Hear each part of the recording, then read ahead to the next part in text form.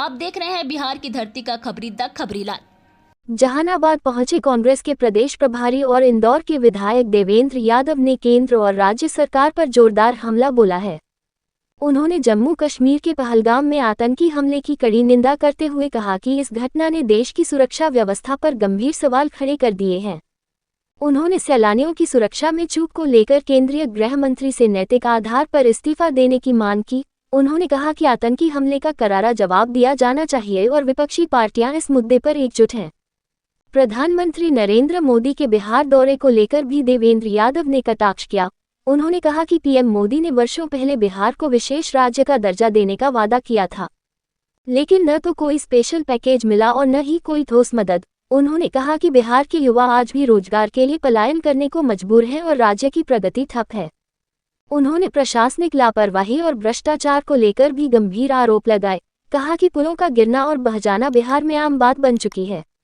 देवेंद्र यादव ने मुख्यमंत्री नीतीश कुमार पर भी सीधा निशाना साधा। उन्होंने कहा कि नीतीश कुमार की विश्वसनीयता खत्म हो चुकी है, वे केवल सत्ता के लिए पाला बदलते रहते हैं। इससे न सिर्फ बिहार में बल्कि पूरे देश में उनकी छवि प्रभावित हुई है। उन्होंने दावा किया कि अब सरकार पर नीतीश का नियंत्रण नहीं रहा और भाजपा उनकी पार्टी को कमजोर करने में लगी हुई है। देवेंद्र यादव जिला कांग्रेस कमेटी की बैठक में शामिल होने जहानाबाद आए थे, जहां कार्यकर्ताओं ने उनका जोरदार स्वागत किया। बैठक के दौरान उन्होंने संगठन के विस्तार और मजबूती पर जोर दिया। इस मौके पर बड़ी संख्या में कांग्रेस कार्यकर्ता मौजूद रहे।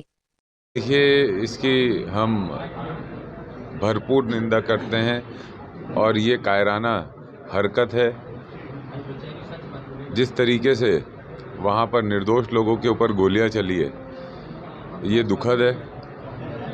देश के इतिहास में इतना बड़ा पर्यटकों पे कभी भी अटैक नहीं हुआ है। मेरी अपील है इस देश की सरकार से, पूरा विपक्ष साथ में खड़ा है, लेकिन उनको आगे बढ़कर अब मजबूती से एक्शन करना चाहिए। आप देखें जिस तरीके से ये चर्चा आ रही है कि वहाँ पर जो आतंकवादी थे बहुत बेखौफ होकर आए और निर्दोष लोगों की हत्या कर दी, उनको मार डाला।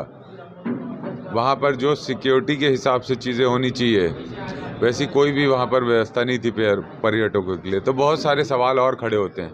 गृह मंत्री को जिम्मेदारी लेना चाहिए और नैतिकता के आधार पर इस्तीफा देना चाहिए इस देश के गृह मंत्री को, और केंद्र की सरकार को मजबूती से इस लड़ाई को लड़ना चाहिए। हम सब विपक्ष उसका साथ देंगे लड़ाई में। मोदी जी बिहार, देखिए, ऐसा है कि मोदी जी का भाषण याद आता है मुझे। कुछ समय पहले उन्होंने, सालों पहले चुनावी भाषण एक यहाँ पर दिया था कि कितने लाख करोड़ बिहार को चाहिए, 70, 80, 90, 100, 150 दिया। क्या बिहार को मिला, बिहार की जनता जानती है। बिहार को ना स्पेशल कैटेगरी मिली, ना फंड्स मिले जो नीडेड थे। यहाँ के युवा पलायन से परेशान हैं, रोज़गार के लिए पूरे देश भर में उनको भटकना पड़ता है, और यहाँ पर जो उन्नति होनी चाहिए थी, प्रगति होनी चाहिए थी और प्रशासनिक कार्रवाई बेहतर होनी चाहिए थी, वो नहीं हुआ। भ्रष्टाचार के भेंट पूरा का पूरा प्रशासन चढ़ गया है। हम आए दिन देखते रहते हैं कि बिहार के पुलों की तस्वीर आती है कि बनते बनते गिर गया, पानी में बह गया। तो ये स्थिति है बिहार की। बिहार दौरे के दौरान नीतीश कुमार जी की विश्वसनीयता पिछले समय में, सालों में बिहार की जनता के बीच में से गिरी है। जिस तरीके से सत्ता पाने के लिए वो किसी भी तरफ कभी भी मुड़ जाते हैं, उससे बिहार में नहीं पूरे देश में ही उनकी विश्वसनीयता खत्म हुई है।